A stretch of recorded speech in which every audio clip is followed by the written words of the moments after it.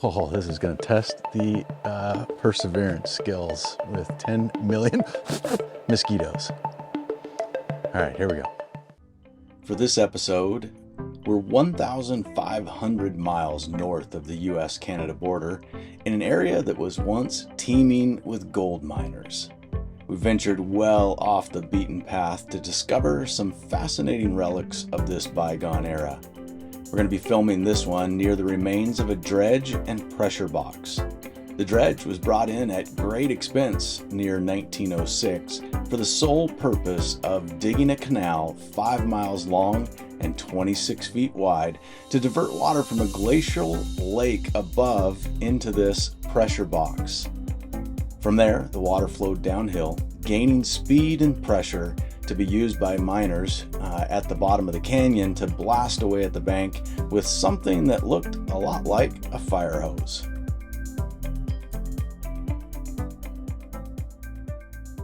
How do you handle it when somebody does you wrong? They cut in front of you in line, or they have an angry outburst right in your face. Faced? Maybe not even your face, but just your face. What if they stole from you and broke into your house or busted out a car window? I think all of us know it's pretty natural to want to get even, to fight back, or even worse. But Jesus teaches something radically different. You've probably all heard about Jesus saying this thing, to turn the other cheek. And to be honest, I think that a lot of people, that's the last thing you want to do. If somebody hits you, you just want to stand there like a wimp and tell them, oh, it's all good, no worries, please hit me again, I don't mind. The truth is, most people completely miss the point when it comes to what Jesus taught about getting even or even handling bullies or jerks. So stick around, because I think it's gonna blow your mind when you hear what Jesus was really teaching. He gives 3 examples to make his case. And if you'll take these points to heart, I can promise you it's gonna change the way you handle revenge forever. And it has nothing to do with you becoming some kind of pansy or pacifist or a wimp. Glad you're here with us. I'm Thad. This is the Journey Church Online, and we're dishing out lesson number 7 from Jesus in our Sermon in the Mount series. So buckle up. This is gonna be a good one.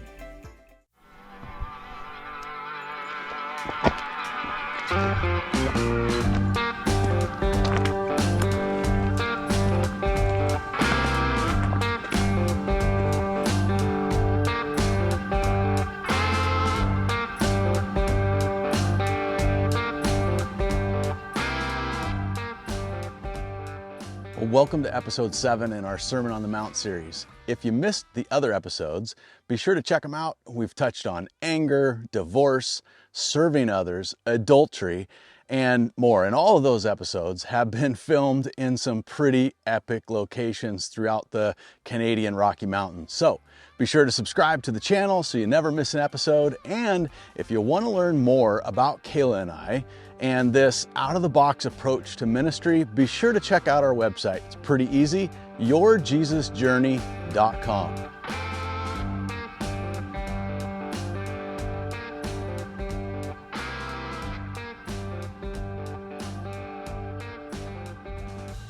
Well, Jesus is in the middle of this big teaching that we all know as the Sermon on the Mount. And at the time, it was just a long series of lessons from Jesus in one day, right? This all day long thing where he's been teaching and stretching his audience with the things that he was saying. He's doing these things where he says, you've heard it said that this is the right thing, but I'm here to teach you that it goes even deeper than that. Well, those lessons were tough, and they were cutting to the heart of some really hard topics. And then he leans into this topic of revenge, something everybody could relate to. He starts out reminding them of something that they all knew. We see it in Matthew chapter 5, verse 38. He says, "You have heard that the law says that the punishment must match the injury, an eye for an eye and a tooth for a tooth." And you can just picture everybody in the crowd nodding in agreement. Maybe they're even thinking, finally, there's something easy for all of us to follow. I mean, after all, everybody loves justice, right? Getting even. But what Jesus said next probably challenged the crowd more than anything that he had taught so far.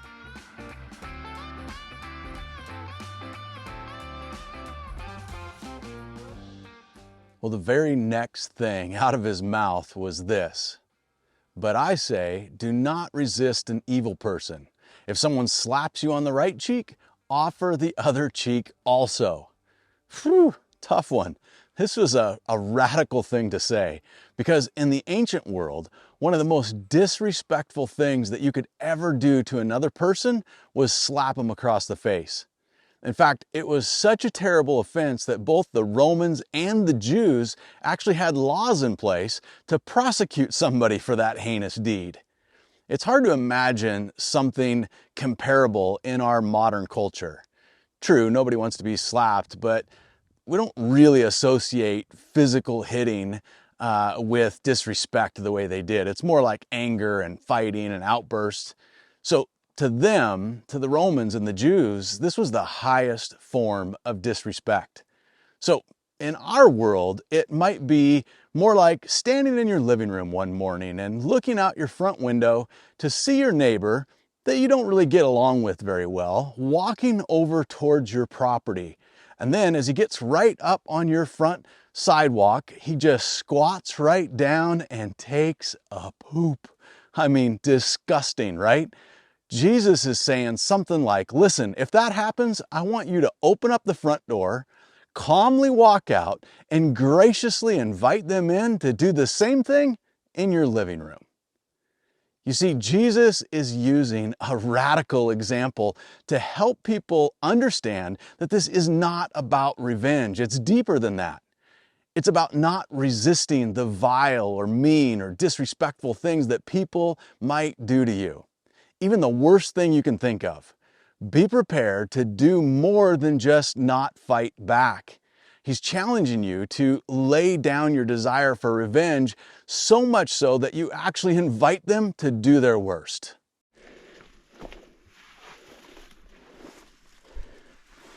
What do you see in there, huh? Well, about now, you have to be thinking, why? Why would Jesus possibly want people to do this? And we'll get to that, but first, we have some other examples to look at. Jesus knew that this was going to be a really hard lesson to learn, which is why I think he gave several examples to help people learn it. I wish I could show you how many mosquitoes are around Kayla and around the camera. Like, it is disgusting. All right. Well, next up, he says this: if you're sued in court and your shirt is taken from you, give your coat too. So this is kind of a funny one. For us in the modern world, this example honestly does not make much sense. You might be thinking, okay, fine. I mean, if somebody ever wanted to take me to court to get something from me, then I guess the lesson here is I'm supposed to give them more than what they ask for.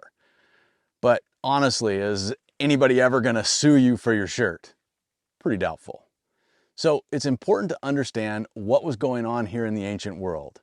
In that time, the poorest people, which was the vast majority of the population, they only had what was known as an inner garment and an outer garment.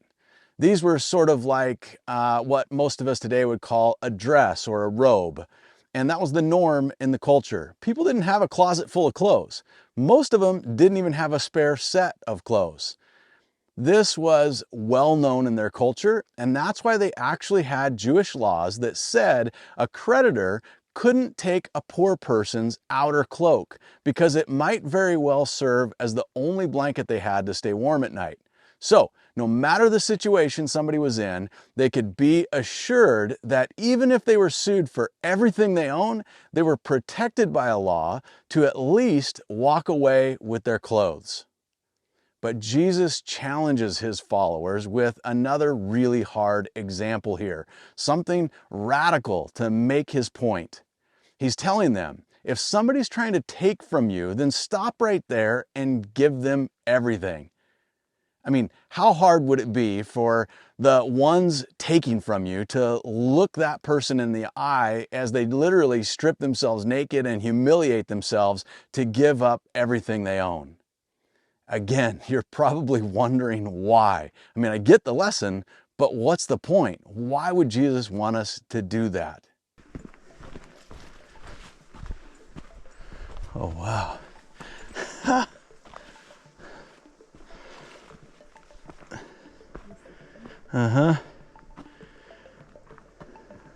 This was once a giant floating boat with just a big, essentially a giant scoop shovel on the front of it.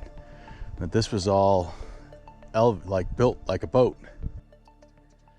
Now Jesus comes with another example. This time he says, if a soldier demands that you carry his gear for 1 mile, carry it 2 miles.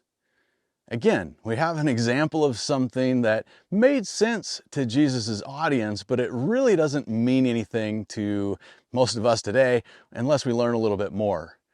Roman soldiers then in the ancient world had the right to demand labor of the residents, no questions asked.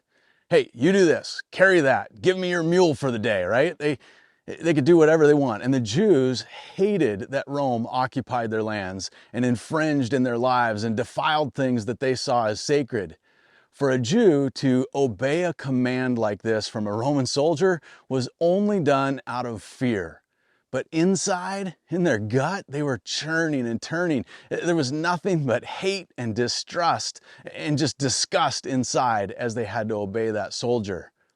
There's no doubt all of us can think of people that we've come across that land on our list of people that we really don't like. Maybe even people that we would say we hate. Certainly we all can think of people that we probably really distrust. Now, the thought of that person strolling up to you and dishing out an order to stop what you're doing and go wash their car or else, well, it probably would not go over too well with you. So here we are again. Okay, Jesus, we hear the point, but I still don't really get why. Sit tight, there's one more example.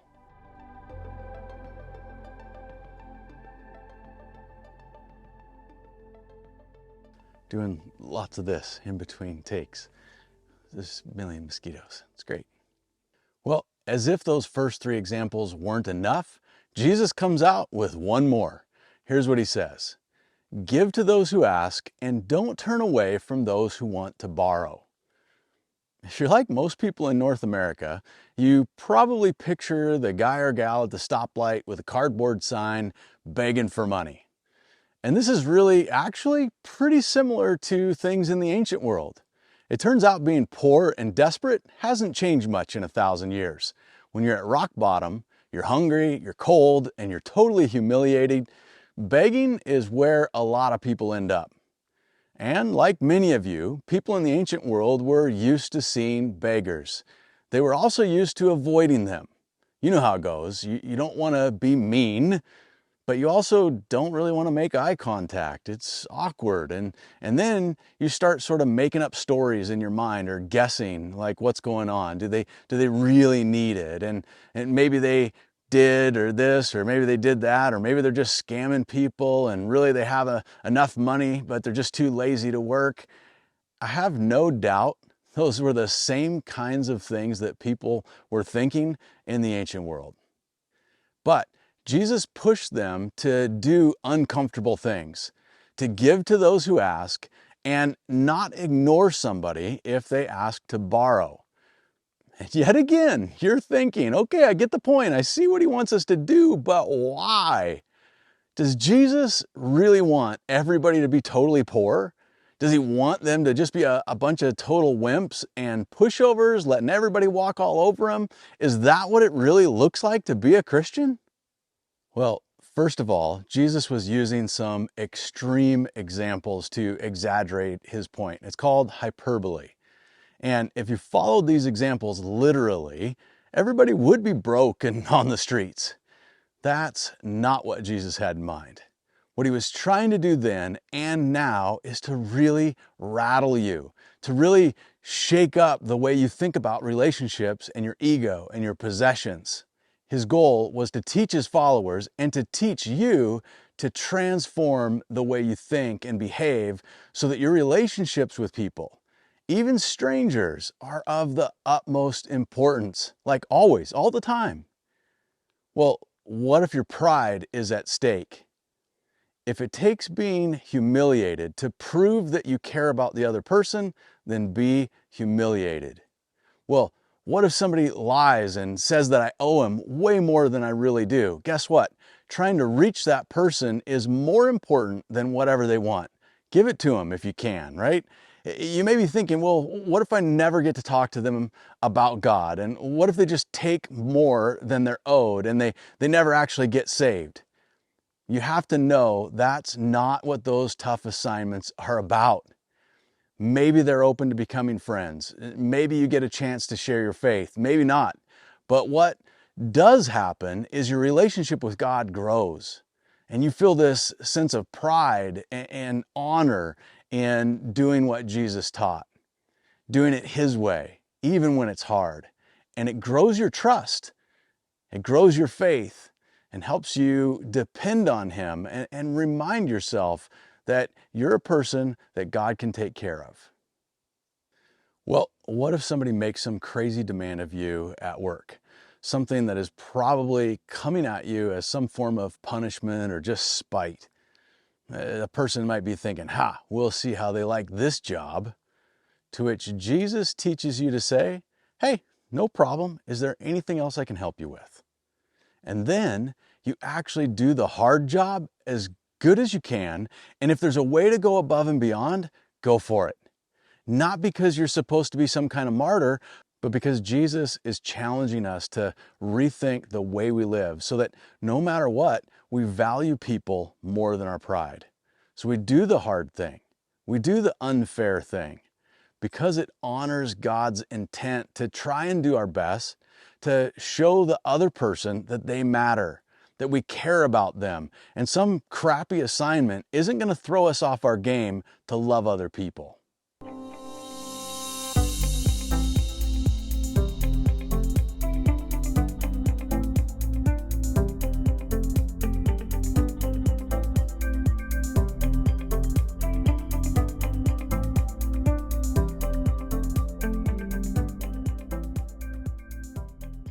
Well, what about those people that ask for money or food, or they want to borrow your lawnmower or tools or something? Well, if you have some money to give, just give it. If you have food to give it. If you have a tool or a toy or whatever somebody wants to borrow and you can lend it to them, then lend it to them. Well, almost immediately, this stirs up issues inside most people. All of the what ifs start to creep in. Well, what if they don't really need the money? Or what if they wreck my lawnmower or steal my tools or wreck the tool that tool or toy that I lent them? Well, when you hold back on giving or lending to others when you actually could, what you're really showing God is that money or your lawnmower is more important to you than that other person.